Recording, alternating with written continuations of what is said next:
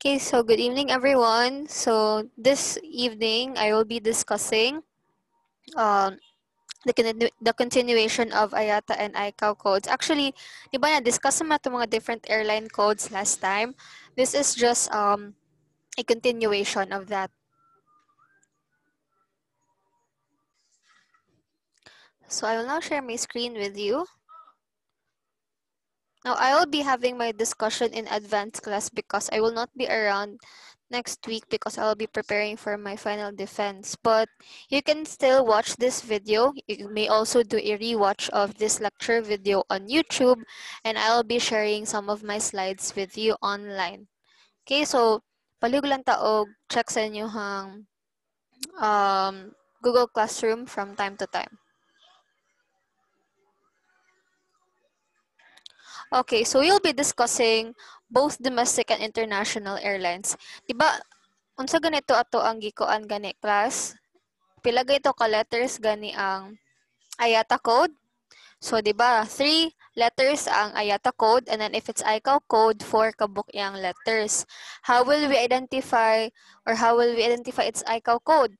So, di ba, if you can remember ang katong map na kung gi-discuss last time class nga, ang naa sa iyahang map, naa siya ka ng designated nga letter, kung asa siya nga ICAO code. For example, in the Philippines, ang designated ICAO nga letter is R, and then ang IATA abi sa Manila nga airport is MNL. So, R plus MNL. So, R, MNL ang iyang ICAO code. Basta always remember lang class nga, basta tulog gani ka book letters, that's IATA, and if upat, that's ICAO. So, it helps to know the objective of both ICAO and IATA to understand which code is used. ICAO stands for International Civil Aviation Organization and is a UN body which focuses on the international harmonization of civil aviation or regulations. ICAO codes are used for official purposes such as air traffic, like for example, air traffic control, like for example, flight plans use ICAO codes for airports and airline flight identification. So most probably you will see ICAO codes at the aircraft, no, or at the Airbus, no, ang sa lawas din sa airplane, no, as identification niya, no. So ginagamit ang ICAO for air traffic control. But for those nga naa sa ticket nimo class or naa sa kanang mga travel itineraries, ang ginagamit nato is ang IATA code. So IATA stands for International Air Transport Association. It is a trade association that focuses on making air traffic businesses safe, secure, reliable, and efficient. IATA codes are mainly used for ticketing. Also for travel itineraries, they use IATA codes and IATA flight numbers. So again, ang ICAO is used to identify airline flight, no? For air traffic control, can be found sa lawas sa airplane. Walang IATA code is for ticketing, no? And for travel itineraries, no? And flight numbers. So in your ticket, that is the IATA code. Basta tulo lang siya ka number class ha. While ang sakuan ay kaupat, no, which is found in the body of the airplane. For a while lang sa class. Pause na ako kali. Okay, so let's now proceed to the domestic airlines and airlines in the Philippines.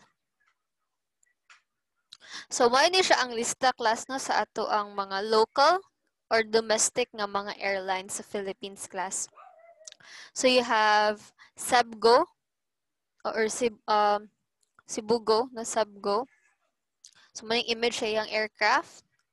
Ang iyang IATA is DG. So, ma'am nga na duha raman na siya. No? So, before class, ang karaan nga IATA and ICAO codes kay duha.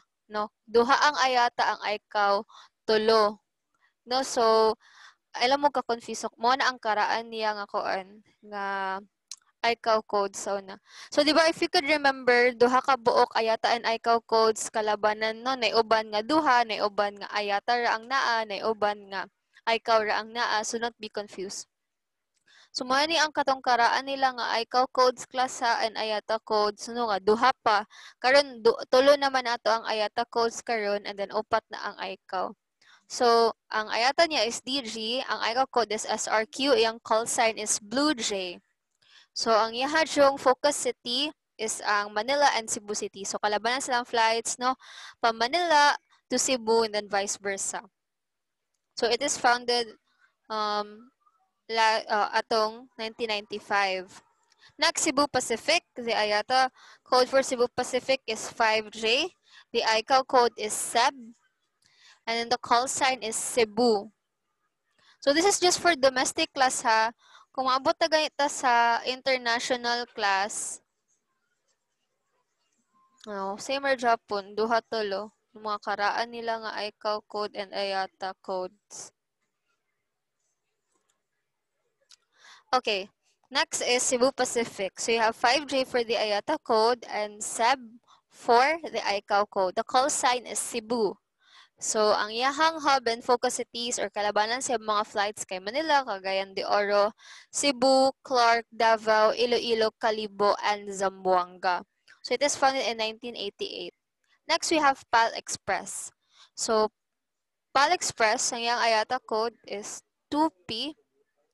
Ang ICAO code is GAP. Call sign is Airfill. And the hubs and focus cities kay sa Manila, Cebu, Clark, Davao, and Pampanga. It is founded on the year 1995. So notes are yahang mga small history lang sa airline. Next is Philippine Airlines. Yung IATA code is PR. Yung ICAO code is PAL. So yung call sign is Philippine. Hubs and focus cities kay Manila, Cebu, Clark, Davao, and Calibo. So it is founded on the year 1935. Next, we have Philippines Air Asia. So the IATA code is Z2. The ICAO code is APJ. Call sign is Cool Red. So the hubs and focus cities are Manila, Cebu, Clark, and Davao. It is founded on 2010. So bago-bago lang ni si Air Asia. Next, we have regional, no? Like Air Juan, Air Swift, Alpha Line Aviation, per na-face out naman, Pan Pacific Airlines, Royal Air Charter, Skyjet Airlines, Sky Pasada, and Sea Air International. So you have Air Juan. Now the IATA code for Air Juan is AO. ICAO is not available.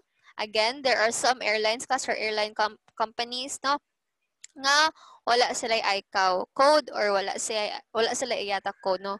So naiuban nga both, naapoy uban nga IATA ra ang naa, naiuban nga ICAO ra ang naa. Call sign for Air Juan is Air Juan. Hubs and focus cities kay Puerto Princesa. So it is founded in the year 2012. Next, we have Air Swift. Air Swift, yung IATA code is T6, ICAO is ATX, call sign Air Swift. So, yung hubs and focus city is Manila and El Nido. So next, we have Alpha Line Aviation. ICAO code is BIC. Call sign Balisin. Hubs and focus cities is Clark and Manila. Next, we have Pan Pacific Airlines. IATA code is 8Y. ICAO code is AAV. Call sign is Astrophil. Hubs and focus cities is within Calibo, Aklan. Next, Royal Air Charter. IATA code is RW. ICAO is RYL. Call sign is Double Gold. Hubs and focus city is Clark and Calibo. It is founded on the year 2002. Next, we have Skyjet Airlines. IATA is M8, ICAO is MSJ, and call sign is Magnum Air. Hubs and focus cities kay ang Manila, founded on the year 2005. Sky Pasada, IATA code SP, ICAO WCC, call sign Sky Pasada. Hubs and focus cities ang Manila. Next, we have Sea Air International. IATA code is XO. ICAO is SGD. Call sign is Air Blue. Hubs and focus city, Clark and Manila. Founded in the year 2012. Next, charter airlines. We have Airlink International Airways. Does it have an IATA or ICAO sign? Hubs and focus city sa Manila. Same with INAEC, Lion Air. Pacific Air has an IATA code, which is GX. ICAO is PFR. Hubs and focus city, Manila. We also have Subic Seaplane. Hubs and focus cities is Subic. Next, sa proceed to cargo airlines, wherein mostly they provide large cargos for kaan class. Nag-provide sila og kanang large cargos for mga logistics facilities, like LBC, ABI, or JRS. So, kuan niya siya, dili sila cargo and sa tawag ni passenger, no? Purely cargo ni siya. So, you have to go. IATA code is PR, ICAO is BOI. Hubs and Focus City is Manila. So, it is founded in 1988, founded as Aboitiz Air. First, before nimo na siya og to go. Let's now proceed to the international carriers.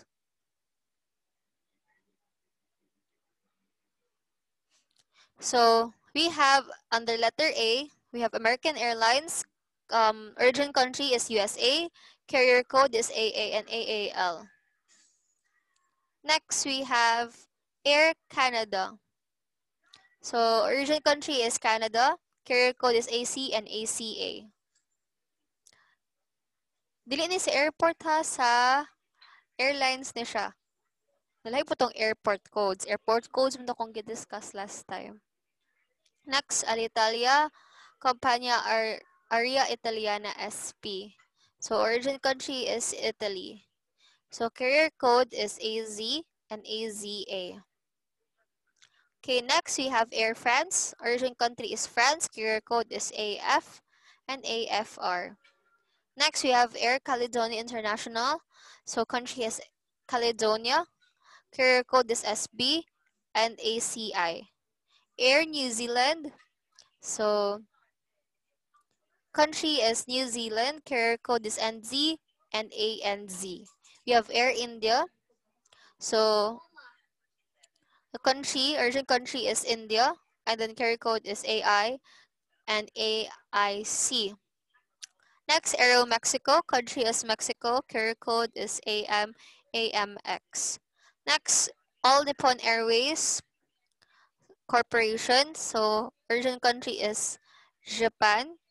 Carrier code is NH or NA, NNA, ANA, sorry, ANA. So, next we have Air Tahiti Nui.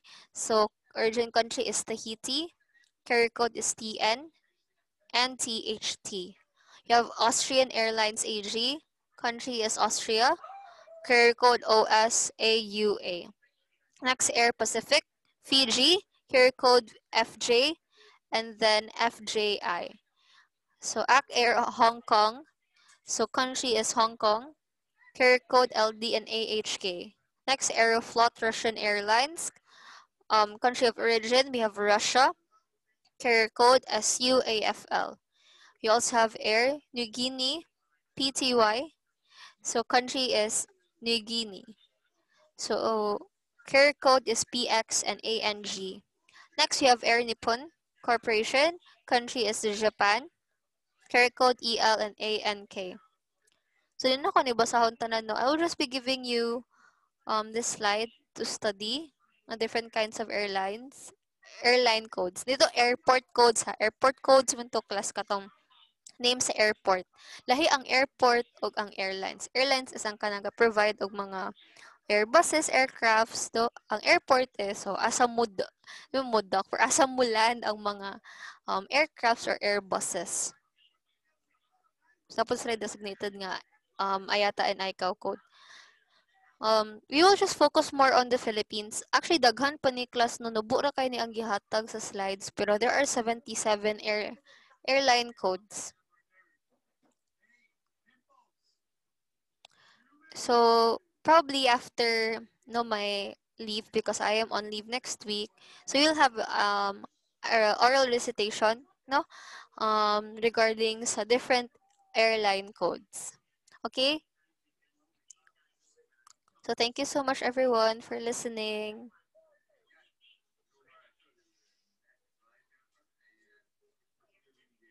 So, goodbye everyone.